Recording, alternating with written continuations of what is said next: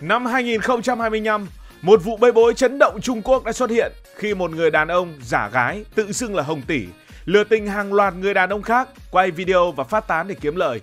Điều đáng nói là có đến gần 1.700 người đàn ông bị lừa, sẵn sàng tin tưởng vào tình yêu và một nhân vật không biết là ai. Vụ việc này cho thấy mức độ tuyệt vọng và thiếu thốn tình cảm của rất nhiều người đàn ông Trung Quốc. Họ khát khao tình yêu đến mức dễ dàng rơi vào những cái bẫy như vậy. Và ế vợ đang trở thành một vấn đề quá lớn của xã hội Trung Quốc. Bạn có biết rằng ở Trung Quốc hiện tại có tới hơn 30 triệu đàn ông không thể tìm được vợ? Vâng, bạn không nghe nhầm đâu, hơn 30 triệu đàn ông Trung Quốc không thể tìm được vợ.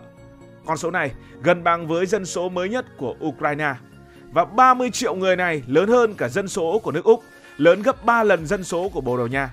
Và để dễ hình dung, nó tương ứng với dân số của thành phố Hồ Chí Minh mới, cộng Hà Nội, cộng Hải Phòng mới, cộng Cần Thơ mới.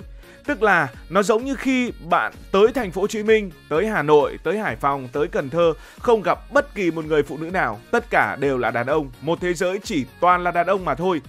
Đó là những gì đang diễn ra tại Trung Quốc. Đáng nói hơn, chuyện ế vợ ở Trung Quốc không còn là chuyện của riêng họ nữa, mà nó đã và đang bắt đầu tạo ra những làn sóng ảnh hưởng tới cả khu vực, trong đó có cả Việt Nam. Hai Tết có làng ế vợ thì Trung Quốc có đất nước ế vợ. Một câu chuyện đau ra nước mắt của người Trung Quốc.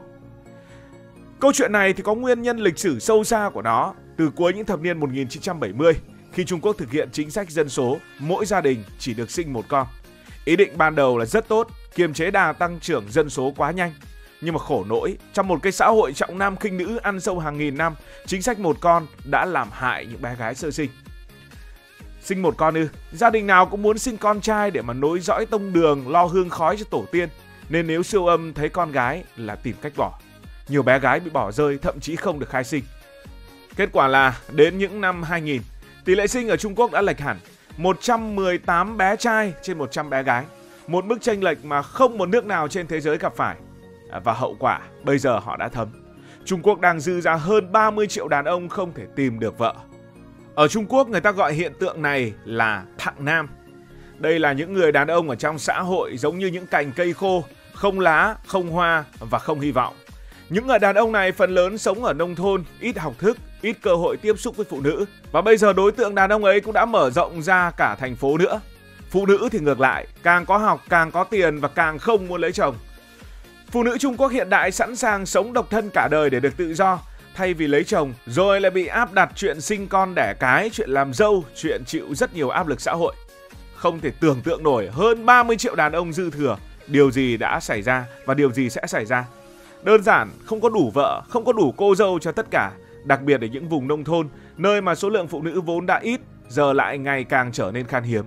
Nhiều anh chàng ở đây rơi vào cảnh ế, không phải vì họ không muốn lấy vợ mà thực sự là không có đủ những người phụ nữ để họ lấy làm vợ. Nhưng đây chỉ là một phần của câu chuyện. Hãy cùng đi sâu hơn vào yếu tố địa lý và văn hóa.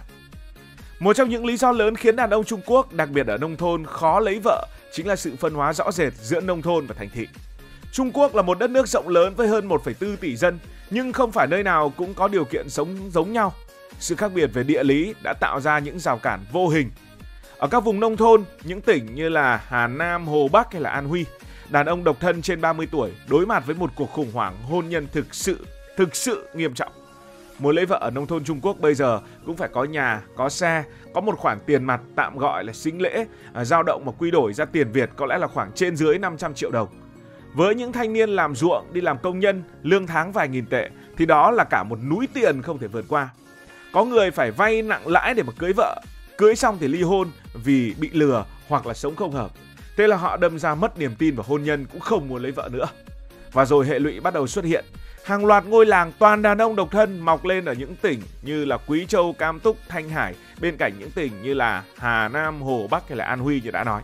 Người ta gọi đó là những làng độc thân, nơi mà buổi chiều chỉ có người già uống trà, người trẻ thì uống rượu, đơn giản là để cho qua ngày.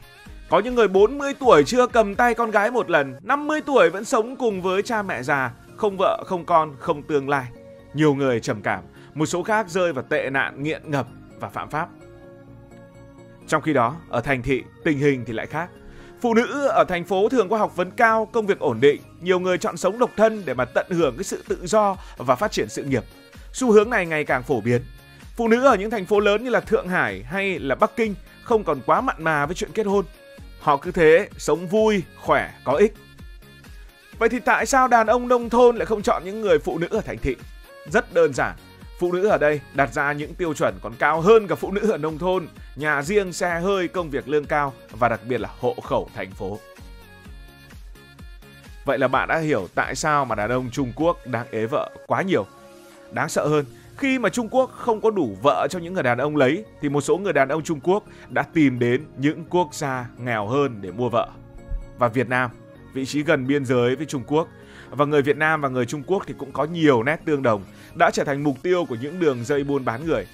Từ những năm 2000, hàng trăm hàng nghìn cô gái ở Lào Cai, ở Hà Giang, ở Cao Bằng, ở Quảng Ninh, ở rất nhiều nơi khác đã bị lừa sang Trung Quốc dưới chiêu bài làm việc nhẹ và lương cao. Để rồi bị bán làm vợ, bị ép làm vợ, bị ép sinh con, sống như tù nhân trong những ngôi làng xa lạ, không biết đường mà trở về quê hương. Có những người may mắn lắm mới trốn được về, nhưng cũng có những người mất tích mãi mãi, không ai biết sống chết ra sao. Thế rồi nhiều gia đình ở Việt Nam thậm chí chấp nhận cho con gái lấy chồng Trung Quốc qua môi giới chỉ để nhận vài chục triệu đồng, khác gì bán con đâu. Họ tin rằng con gái sẽ có một cuộc sống tốt hơn, đỡ một miệng ăn. Thời xưa nghèo đói quá rất khổ, nhưng thực tế thì không màu hồng. Không ít cô dâu người Việt bị ngượng đãi, sống không giấy tờ, sinh con không được công nhận và lại không thể trở về quê hương. Những đứa trẻ mang hai dòng máu lớn lên không biết mình thuộc về đâu, trở thành những đứa trẻ có thể nói là không quốc tịch trong một xã hội khắc nghiệt. Trung Quốc đã nhận ra vấn đề này từ lâu và họ đang đi tìm giải pháp. Nhưng giải pháp ở đây là gì? Một trong những ý tưởng được bàn tán xôn xao nhất trong những năm gần đây để giải quyết khủng hoảng ế vợ ở Trung Quốc, đó là khuyến khích đàn ông Trung Quốc kết hôn với phụ nữ nước ngoài, hay còn gọi là nhập khẩu cô dâu. Thật đau lòng. Ý tưởng này được đưa ra bởi một số học giả, trong đó có những học giả từ trường đại học Hạ Môn. Ông này thì cho rằng phụ nữ từ những nước như là Việt Nam, Campuchia, Pakistan hay nhiều nước khác có thể là lời giải cho vấn đề thiếu hụt cô dâu ở Trung Quốc. Theo đó, những người phụ nữ này thường có kỳ vọng thấp hơn so với phụ nữ Trung Quốc, tức là yêu cầu người chồng của mình đơn giản hơn, đặc biệt là không đòi hỏi sính lễ cao, không đòi hỏi nhà cửa, xe cộ, những thứ mà nhiều người đàn ông nông thôn Trung Quốc không bao giờ đáp ứng được.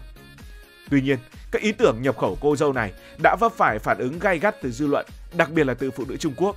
Nhiều người cho rằng đây chẳng khác gì nạn buôn bán người trá hình, và người ta đã buôn người thật như vậy. Nếu mà cái ý tưởng nhập khẩu cô dâu đã gây tranh cãi thì một đề xuất khác còn khiến dư luận sốc hơn nhiều. Dùng chung vợ thật không thể tin nổi. Ý tưởng này được đưa ra bởi giáo sư Tạ Tác Thơ của Đại học Kinh tế Tài chính Chiết Giang vào khoảng năm 2020, trong cái cuộc khủng hoảng ế vợ của Trung Quốc đang ngày càng trầm trọng. Theo ông này, để giải quyết tình trạng hàng chục triệu người đàn ông nghèo không thể lấy vợ do không đủ tiền sinh lễ, họ hãy chia sẻ một người vợ để giảm chi phí và đáp ứng nhu cầu lập gia đình. Ngay khi ý tưởng dùng chung vợ này được công bố, nó đã vấp phải một cơn bão chỉ trích từ dư luận. Trên các nền tảng mạng xã hội, trên các trang báo, hàng triệu người đã bày tỏ sự phẫn nộ. Một bài viết nổi tiếng viết như thế này: "Đây là một sự sỉ nhục đối với phụ nữ, chúng tôi không phải là đồ vật để mà chia sẻ. Những nhà hoạt động nữ quyền gọi đề xuất này là phi đạo đức, là hạ thấp giá trị con người." Ngoài những vấn đề đạo đức, ý tưởng này chắc chắn là hoàn toàn không khả thi trong thực tế, bởi vì nó đi ngược lại với luật pháp của Trung Quốc vốn công nhận chế độ một vợ một chồng. Việc dùng chung vợ sẽ gây vi phạm luật hôn nhân gia đình của Trung Quốc, dẫn đến tranh chấp pháp lý phức tạp. Và ý tưởng này không tính đến sự đồng thuận của phụ nữ, quá coi thường phụ nữ. Trong một xã hội nơi mà phụ nữ ngày càng có tiếng nói và quyền tự quyết, không ai chấp nhận bị đối xử như một tài sản chung. Không có gì ngạc nhiên khi ý tưởng dùng chung vợ này đã nhanh chóng bị chôn vùi trong làn sóng chỉ trích. Giáo sư Tạ Tác Thơ sau đó phải lên tiếng xin lỗi và giải thích rằng ông ấy chỉ muốn kích thích sự thảo luận, tạo ra những cái tranh luận về vấn đề ế vợ, chứ không thực sự ủng hộ mô hình này. Tuy nhiên, vụ việc này đã cho thấy mức độ tuyệt vọng trong việc tìm kiếm giải pháp cho cuộc khủng hoảng hôn nhân ở Trung Quốc. Chưa hết đâu. Trung Quốc giờ đã bắt đầu cảm nhận rõ hậu quả của những sai lầm trước đây. Dân số bắt đầu giảm.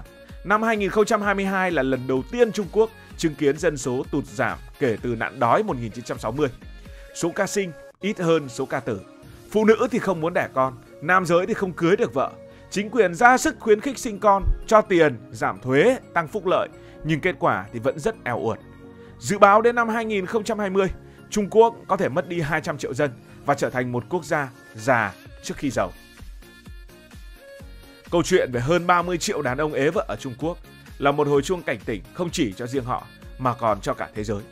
Việt Nam ta cũng nên lo dần.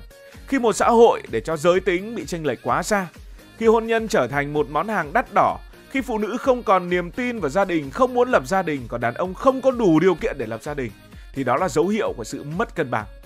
Và đáng buồn thay, Việt Nam với vị trí địa lý sát vách Trung Quốc và một bộ phận những người dân nhẹ dạ cả tin, rồi những người dân nghèo nữa, đang phải chịu hậu quả không mong muốn từ một vấn đề mà chúng ta không tự gây ra. Nhưng nếu không cảnh giác thì chúng ta có thể trở thành một phần trong vòng xoay đó. Tình yêu, hôn nhân, gia đình vốn dĩ phải bắt đầu từ tự nguyện và đồng thuận. Khi nó biến thành một cuộc đua tài chính, hay tệ hơn là một món hàng bị mua bán, thì mọi thứ đang đi sai đường. Và nếu không thay đổi, không ngăn chặn, thì những làng độc thân hôm nay ở Trung Quốc biết đâu ngày mai sẽ mọc ra đâu đó chính tại Việt Nam. Cảm ơn vì đã quan tâm theo dõi câu chuyện này. Không phải là nếu cảm thấy thú vị nữa, bởi vì câu chuyện này quá đau lòng. Cảm ơn vì đã quan tâm. Còn bạn nghĩ sao về vấn đề này? Hãy để lại ý kiến dưới phần bình luận. Nếu bạn là đàn ông, hãy cảm thấy may mắn khi đã có vợ. Cảm ơn các bạn đã dành sự đồng hành cùng Hải Thanh Story. Đi qua những vùng đất, khám phá những điều mới.